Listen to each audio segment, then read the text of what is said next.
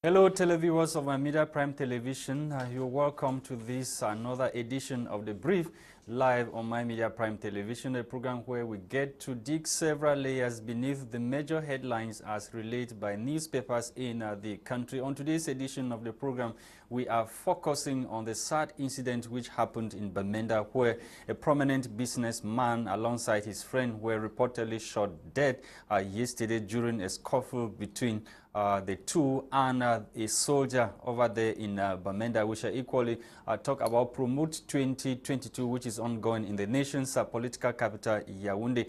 And equally, Dr. Nick will be here with us to tell us about the project that he's engaging on sending nurses as well as those in the construction sector to Germany for a better living, or to go learn technology and come back and develop Cameroon. We shall tell you more when we come back. Let's have what the news for the French newspapers gather for us this morning with Bomotonguina Gwladys. Bonjour Gwladys. Bonjour Lasha, bonjour à vous et merci une fois de plus de nous retrouver pour deux briefs, votre émission bilingue de revue de presse sur ma Media Prime Télévision. Alors ce matin, nous allons débuter avec le journal Mutation qui revient lui sur les bousculades d'Olembe, une affaire non classée. Le mystère reste donc épais sur l'effectivité de l'accompagnement des familles des victimes par le gouvernement. Un avocat s'exprime sur les voies de recours possibles. Les détails sont donc en page 5 de ce journal. En page 7, le journal nous parle de la fièvre du remaniement ministériel au Cameroun. En page 15, le journal révèle que l'avis de la FECAFOOT sera donc connu ce jour au sujet de Concessao. Nous continuons ce matin avec le journal L'Action qui nous parle des organes de base du RDPC. Des responsables ont entrepris de créer ça et là de nouvelles structures à la base. Les détails sont donc en page 2 de ce journal. Nous poursuivons ce matin avec le journal L'Œil du Sahel, lui qui parle du don japonais au Cameroun. 14 ans après, qu'est-ce qu'il en est? Les détails sont donc en page 6 et 7 de ce journal. Nous continuons, mesdames, messieurs, ce matin avec le journal L'économie quotidien qui parle des émissions des titres publics. Le Cameroun penche pour la diversification des instruments de finances. Suivant donc le ministère des Finances, des discussions ont déjà été engagé à cet effet avec les acteurs du marché afin de mieux apprécier les conditions. Les détails sont donc en page 3 de ce journal. Mesdames, Messieurs, nous clôturons ce matin avec le journal L'Info à chaud qui nous parle de l'accueil de Samuel Eto'o-Fils au Sénégal. Un accueil plutôt chaleureux. Le journal déclare donc que nul n'est prophète chez soi pour parler de Samuel Eto'o-Fils en tant que président de la FECAFOOT. Mesdames, Messieurs, c'est ici que nous nous arrêtons pour cette revue de presse en langue française. Place à la découverte de ces journaux en langue anglaise avec toi, Lasha. Thank you, Bomotonguina Gwladys. Let's kickstart this morning with the Guardian Post newspaper. The Guardian Post this morning is focusing on the sad incident in Bamenda, chief town of the northwest region of Cameroon. That was yesterday. We are told by the said newspaper that a prominent businessman alongside his friend were shot dead by a military man, a supposed soldier who was drunk. You can get more details about what actually transpired during the argument which broke out between or amongst the three men during that time there at Ayaba Hotel in Bamenda, chief town of the northwest region of Cameroon. We continue with the Guardian Post newspaper to talk about this other headline that has to do with the appointment of the Bishop of Manfi yesterday by Pope Francis. Pope Francis appointed the new Bishop of Manfi, who is the third bishop to head that diocese, as we are told by the said newspaper. We continue this morning with Newswatch newspaper, Newswatch, to talk about the appointment of the Bishop of Manfi. As we are told, Newswatch is also interested in the appointment of the Bishop of Manfi. He was appointed yesterday by Pope Francis, and the announcement or the appointment letter was read by Andre Nkia, who is the Bishop of the diocese or the Archdiocese of Bamenda, as we are told. We stay with the Newswatch newspaper, Newswatch newspaper this morning. morning to talk about this other headline that has to do with Promote 2022, which is ongoing in the nation's political capital, Yaoundé. And Newswatch newspaper also talk about the armed conflict in the northwest and southwest regions of Cameroon, and the new Bishop of Manfi, as we are told, has warned that those who live by the sword will die by the sword. You can get more details in this edition. We're talking about the utterances of Bishop, who has warned about the atrocities being committed in the two English-speaking regions of Cameroon by soldiers or alleged soldiers, as well as armed men believed to be Ambazonia fighters in those English-speaking regions of Cameroon. We continue with the national bilingual daily Cameroon Tribune. Cameroon Tribune is also interested in the appointment of the new Bishop of Manfi. The paper tells us that Manfi Diocese, Lucius Fondong, his new bishop, the Holy Father Pope Francis, appointed the 49-year-old canonist priest yesterday, February 22, 2022, as Manfi's third bishop. The Archbishop of Bamenda broke the news of the appointment at the Manfi Cathedral midday yesterday, to the joy of a faithful of that diocese. More details on pages 14 through 15 of this edition of the National Bilingual Daily Cameroon Tribune. We end with L'Action newspaper. L'Action newspaper this morning is focusing on Promote 2022. Enterprises showcase potential, and close to 1,000 local and foreign enterprises are exhibiting their know-how at the Promote Fair, which was officially launched on Monday, February 21, 2022 by the Minister of Trade, Luc Magua Atangana. You can get on Barga. You can get more details about Promote, where over 1,000 enterprises, both local and international, they are there showcasing to grab the prize for this year Promote 2022. Thank you for watching, televiewers of My Media Prime Television. We are back in the studio to continue with our discussion this morning with Dr. Nick, who is the CEO and founder of St. Louis University Institute, or St. Louis Group, is with us this morning in the studio. Good morning, Dr. Nick, and it's always a pleasure having you. Thank you, Kingsley, and good morning to our listeners. It's a pleasure to always be with you and discuss all these issues. Thank you. Okay, Dr. Nick, let's begin in Bamenda, where many newspapers are announcing this morning, or telling us that a prominent businessman and his friend were reportedly shot dead yesterday during an argument involving a soldier at Ayaba Hotel in the chief town of the Northwest region. What was your reaction when you started seeing images of what happened yesterday in Bamenda? It's very, very unfortunate, given that I know the gentleman with a public name or something like that. So we say, Barrister Kemende, Senator Kemende was killed. The proprietor of Mawa Hotel was killed. But how many common people have been killed and we don't know? And it's just like soldiers are being killed, civilians are being killed, Amber boys are being killed. We got a problem, and killing is not the solution. Killing is truly not the solution. And if we don't do anything, if we don't do something concrete about it now, even in the next 30 years, it will always be tears. What is that thing concrete that should be done, Dr. Nick? Because apparently nobody is helping matters here. No, something will be done, and will be done soon. And this war will come to an end. It would have ended already, but the country seems to be going through so many crises. It is, you know, if you can read the writings very well, the country has just about too many crises, and the cup is overflowing with problems. And therefore, in as much as the Anglophone problem is one of the major problems, we need a concrete action to it, and there's no question about it.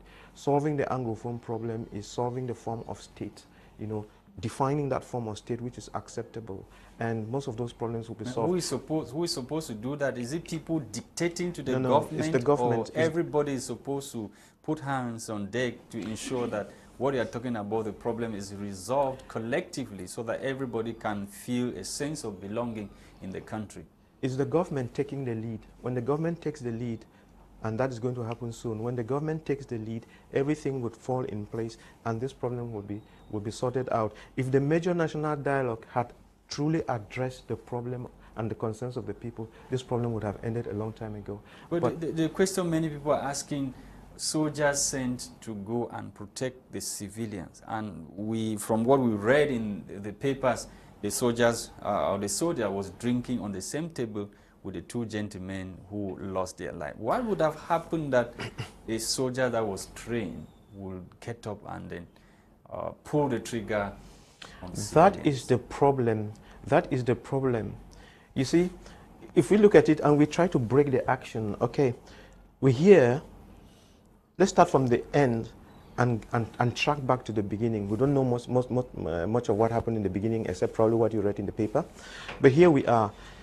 2 people are killed, and they are killed by a soldier who is armed, all right? You are telling me that they were killed in a bar and the 3 of them were drinking. I don't know about that. It's possible. If that is the case, then there's a problem. How comes an armed soldier in uniform in a war zone is drinking in a bar with a loaded gun? That's the problem. You get what I'm saying? That's already a huge problem, and that's a problem of indiscipline. And then you are talking about soldiers who are severely stressed. And some of these soldiers have been there for a very long time. And when people are stressed and then they add alcohol to it, they become very irrational.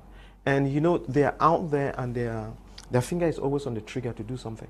And so they will shoot at anything that moves at any time if the mindset is not in place. So having a soldier drinking in a bar and arguing or discussing whatever with the people is a stage set for disaster.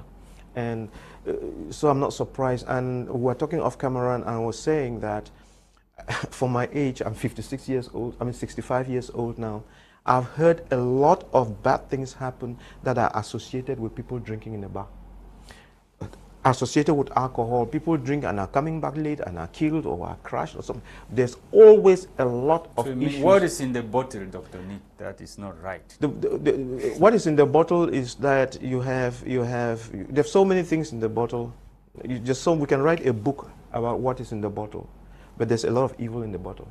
Ok, Dr. Nick. Est-ce qu'on peut dire, au regard de ceci, que ces hommes maintenus, certains de ces hommes maintenus dans ces régions-là, souffrent déjà de problèmes psychologiques? Oui, il y a tellement de problèmes psychologiques, il faut le comprendre.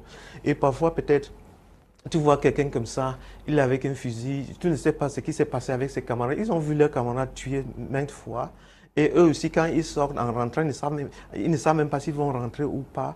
Et peut-être ils ont aussi tué les jours avant. Donc, à la longue, ils sont là, ils ne savent même pas l'état de leur famille et tout ça.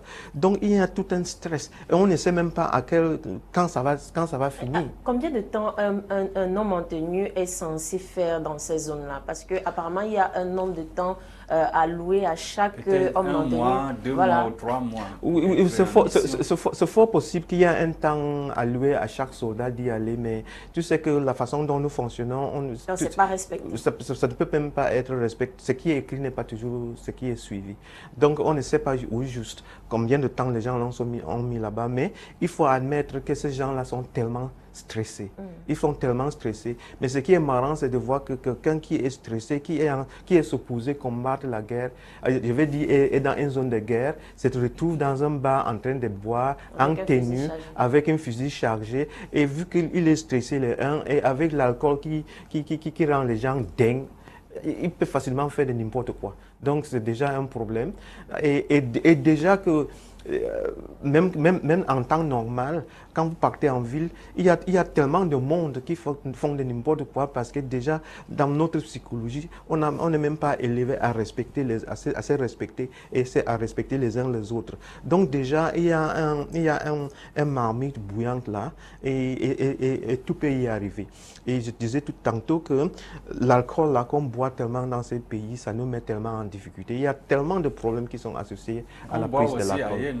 On boit ailleurs. They drink also outside now. They drink out of the country. People even drink more than we have here. Yeah, en Allemagne, on boit tellement en Allemagne, mais la façon dont on boit en Allemagne, les gens se respectent. Vous voyez, il y a les heures de travail, il y a les heures de boire. Et lorsqu'on parle de l'économie même, l'Allemagne en tant qu'un pays, c'est un pays dont l'économie est tellement bonne et la technologie là en haut. Si vous voulez, Quand vous parlez des Siemens, quand vous parlez des Mercedes, des Jaguar, tous, je vais dire Audi, tous ces trucs-là, ça représente la technologie Allemagne. Mais nous autres, ils travaillent, ils ont la technologie, puis ils boivent. Nous autres, on travaille quoi? On boit quand on n'a rien foutu. On commence à 8 heures à boire. Peut-être que ça permet aussi de noyer les sourcils ou bien de maintenir la paix. Peut-être quel genre de paix, un genre de paix où on se noie dans l'alcool, ce n'est pas la paix ça.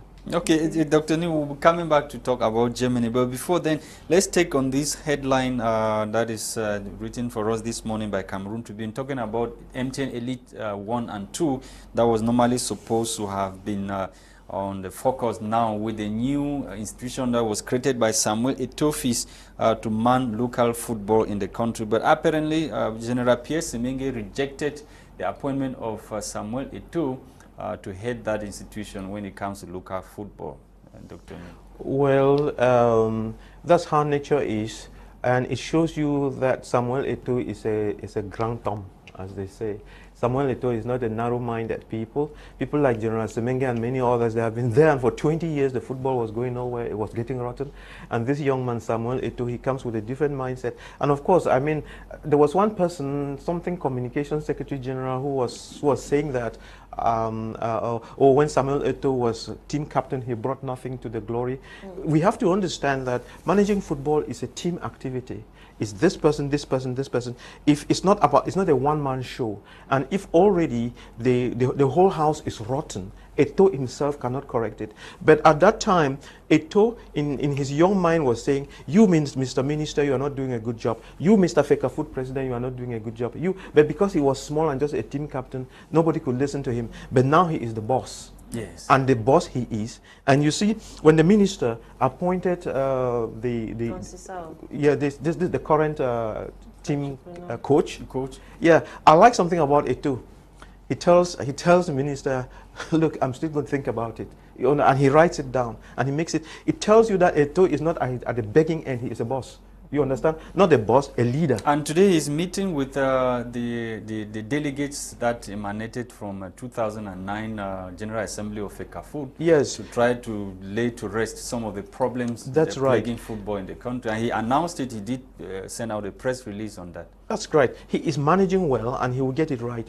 And a lot of the people who are doing the football thing and all these gymnastics, it's not because they love football. It's not because they love the people. It's just because of pecuniary gains. They just want something for their stomachs. And Eto'o is putting a stop to that.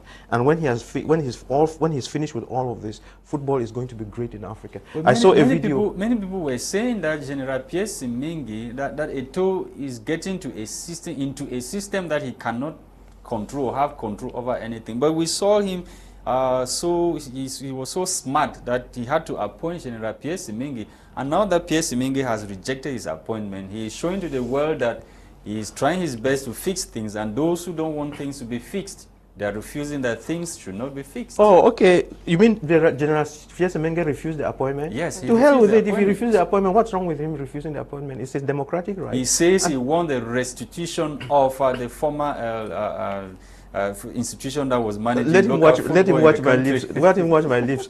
Let him watch my lips. Nothing will be restituted. Eto'o is there to stay, and Eto'o will stay 50 years there, and the thing will go. I mean, the old system was there for 20 years and nothing worked. Yeah. Eto'o has come to fix it, and he will fix it. If people are angry, that's your cup of tea. If you don't want it, that's your cup of tea. You know, it is not written anywhere in the Bible that for football to work in Cameroon, you must have this band, have this man. It is not written nowhere, and the young have come to take over. Okay, Doctor, let's now, just a little correction. Eto'o will be meeting but tomorrow with the delegates that emanated from the 2009 General Assembly of Fecafoot to try to, make peace and ensure that local football in the country is revamped. And Dr. Nick... Oh, by the way, before you take that, look, stop fighting Eto'o. Just ban with him and do what is right, what is just, and what is good, and it will be great. And if you think that, okay, you are going to report him to President Paul Biya, so you are wasting your time. It will not work. Okay, Doctor. All right, let's now talk about the German-based, organization that is in Cameroon, and they came through you. You were trying to partner with them to see how you can send some Cameroonian health workers to Germany to Germany, and some construction workers. Can you tell us more about that, Doctor? Oh, thank you very much for giving me the opportunity. Because you are telling me off camera, there are thousands of messages have started coming in. That's right. That's right. And very categorical. I have about 5,000 messages on my WhatsApp group asking for help. Now, the project, we have codenamed it Health Bridge to Germany. Health Bridge to Germany. And Health Bridge to Germany is manned by Mr. Jens. Mr. Jens is a human resource consultant, and he's been working in that field for many years. And he's been going around 15 countries out of Africa, scouting for workers for the German health sector and some other health sectors. I mean, some other sectors. Now, then we have Dr. Chi Fru, who is a cardiologist, and his wife, Marie Claire, who is a nurse.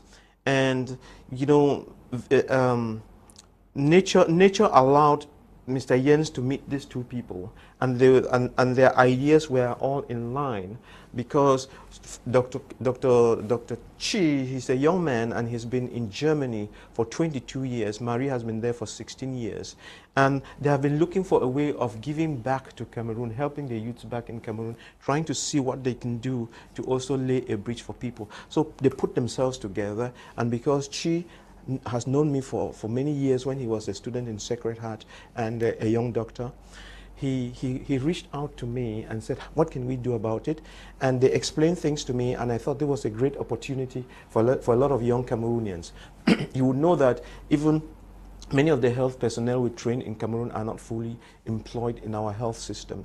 And, you know, for a very long time, we've been training health staff at international standards, and they're working in America, Canada, Europe, and Asia, and they are almost in every hospital in Cameroon. So he just rightfully reached out to me because he thinks my vision about this is correct. So, sorry, they came in on Saturday, and as for Monday, we started to work, and we've been on different platforms trying to sell the image. I mean, and to explain to people what it's all about. And so how rigorous is the process? Because many people think it's the Cameroonian way. They will come and see to try to bribe their ways, and you know. All right. To get to Germany. This is we have a very few minutes, but let me try to see if I can just throw a couple of things at you.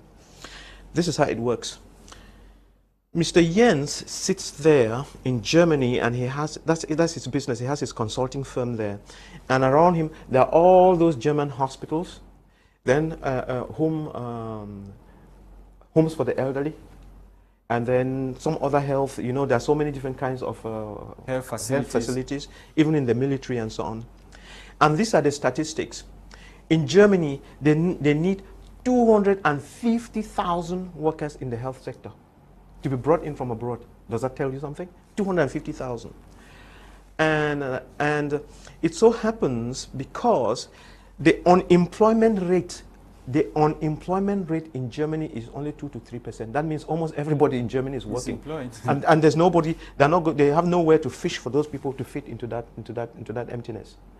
And so they are bound to go out and look for people. And the other thing that is happening in Germany, you remember in their communities in Europe and America, many white people, when they get married, they have only one child or two children, or sometimes not married at all, and you know so many other things that are happening. So the birth rates in Germany have dropped from the 1960s, have dropped a lot, and therefore we have a population of very old people, my generation and upwards, and then a population of, I mean, the total number of young people is not very, is diminishing. Not very encouraging. And you know that to run the systems and the economy and keep things working is the youth that have that energy.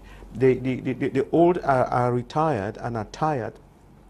And so, and most of these old people need to be looked after by the youth, and they are not there, and that's why they come to us. You get the basic thing. What does it take? What does it now, take? It takes. Some people, before I even answer that, some people think that it's a bad thing that they are coming to take our youth there, and they call it a brain drain. You could look at it that way, but it's not really a brain drain. It's a win-win situation where our youth will go there. Work money and send. Yes, work and then send, because many of them are here. They are doing nothing. They're doing nothing, and even the salaries they would earn there, you know, you are paid for time. You are paid for time. What you would earn here and what they would earn there, when they earn there, it's so many times over, and then they can feed our economy with that. You understand what I mean? They can feed our economy, feed their homes with that, in the sense that they bring the money and create more jobs locally and so on. So it has a multiplier effect, and they will learn new technologies, and they will bring those technologies to beef up our country. So it's a win-win process. Okay, doctor, people can get to you, your contact number. Yes, write to me. I have my WhatsApp number 6777646674. When you write a message, I might not answer you, but I'm in the process of crafting a document that I will send to everybody who has written to me, so that when you read, you get a clear idea what is needed from you. You need to be a good nurse or a good worker, and then you need to study the German language. You have all the details. Then you will get a work contract. You will get a work contract signed by Mr. Jens and the hospital or whoever that will want to employ you. Then with all of that put together, you go to the German embassy and ask for your visa. If you get your visa, you pay your plane flight, you fly to Germany, and you get a red carpet reception. Thank you, Dr. Nick, for coming. Thank you to televiewers of My Media Prime Television for watching this edition of the program, which was produced by Christain, Tebong. We were Bomotonguina, Gwladys, and myself, Lasha. Tomorrow is another day. Bye-bye.